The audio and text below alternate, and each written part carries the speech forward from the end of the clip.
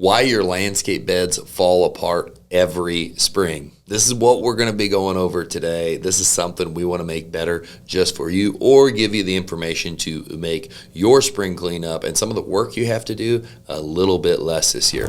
Everybody, I'm Jacob with Scooters Lawn Care here in Springfield, Illinois.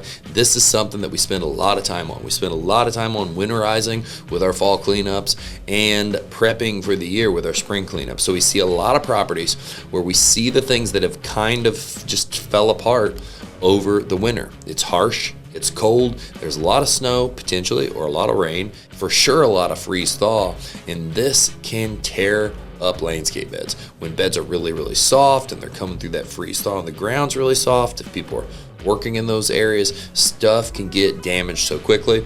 And I'm going to give some pointers today that make that a little less, to make your life a little easier. So this starts out, spring hits, right? And all of a sudden you start looking at your beds. Your whole yard obviously needs cleaned up, but you look at your beds, things are kind of starting to sink. Some landscape lighting is starting to lean. Some of your edging is maybe starting to heave or push out of the ground. Some of your plants are looking like, man, I don't know if this year they're going to come back. And this is kind of what you see every year. And so what can we do to minimize and limit some of those things from happening so we don't have so much to clean or replace year on year on year? Now, I can't state enough. The issue is not the cold, not just the cold.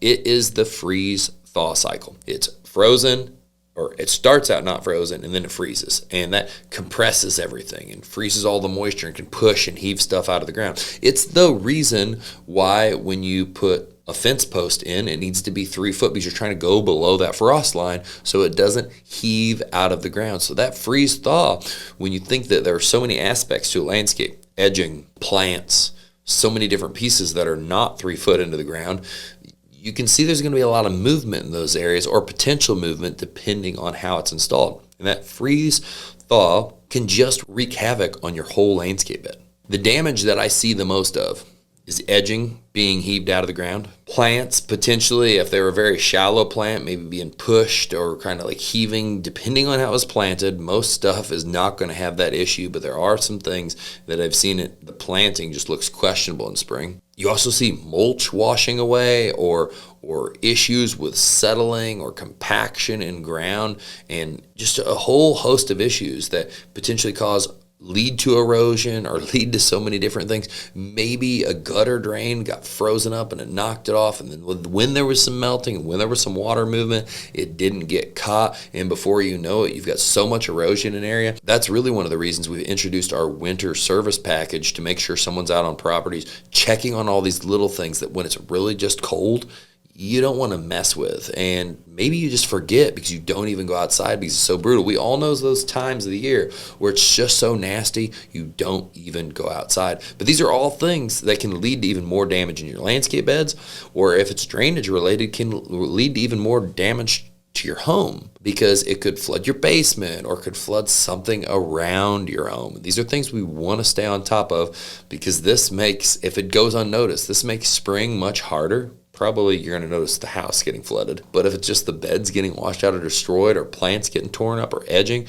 you're not going to notice as much of that in the off season. You're going to have that much work for you in the spring, in addition to what you already have to do. So some of the design strategies that we use to make things more robust. 1, thin plastic edging. It's a no-go. I know that so many homeowners use DIY stuff that nails in and stakes in and you just hammer down. All of the stuff pushes out of the ground. Even the vinyl edging that we commercially install, when it starts to push, it is just a problem. Anytime you see black vinyl edging, if it's got years of time in the ground, you usually see areas that have pushed out, and that is all from freeze-thaw. So what we're going to want to do here is a stone edging, some kind of robust, installed well stone edging. That's the way we install it on rebar and S-type mortar, so it's actually affixed to the ground in big, long sections where it can float with the ground, but it's not going to go anywhere. That rebar allows it to have structure and none of it to crack apart,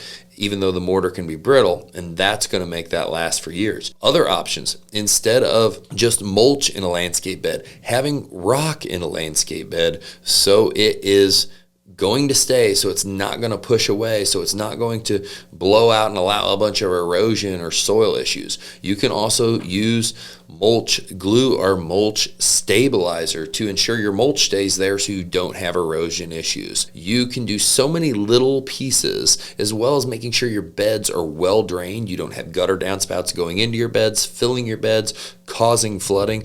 Just these few things, and the list can go on, but these are the 3 to 4 things that are going to really be big and really be easy to change immediately. Just these few things can make a big difference in how much work you have to do in spring to get your beds back in running order with the most minimal repair possible. So again, I want to highlight the things you're going to want to avoid. You're going to want to avoid thin plastic edging. You're going to want to avoid non-well-drained soils and things and drainage that are going to just fill up your bed. Loose mulch that is just going to push out and allow for more erosion. All of these are things for stuff that you just got to rework every single spring and is a guaranteed mess in your yard. Mulch, if it's not well set up with drainage correct and or stabilizer, something that ends up in the yard that now we have to clean up the yard too. So it's not just a landscape bed, we have to clean up the yard. And it was already bad enough with the leaves and the sticks and everything else. And we had that one big freeze that broke all these limbs. There's so much.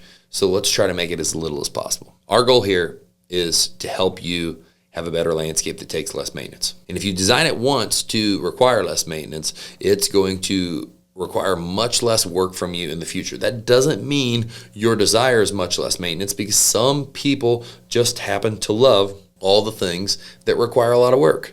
Very, very specific plantings, natural edging that has to be hand cut all of the time or cut with a bed edger to keep it fresh. Some people just prefer that look and they're willing to either spend or do the extra work on their lawn to keep it that way. But for people that want to do less work, some of these options that we've went over today are some of the things that are going to keep you from putting in such a huge time investment every year to get things up and running for the season, get them looking good again.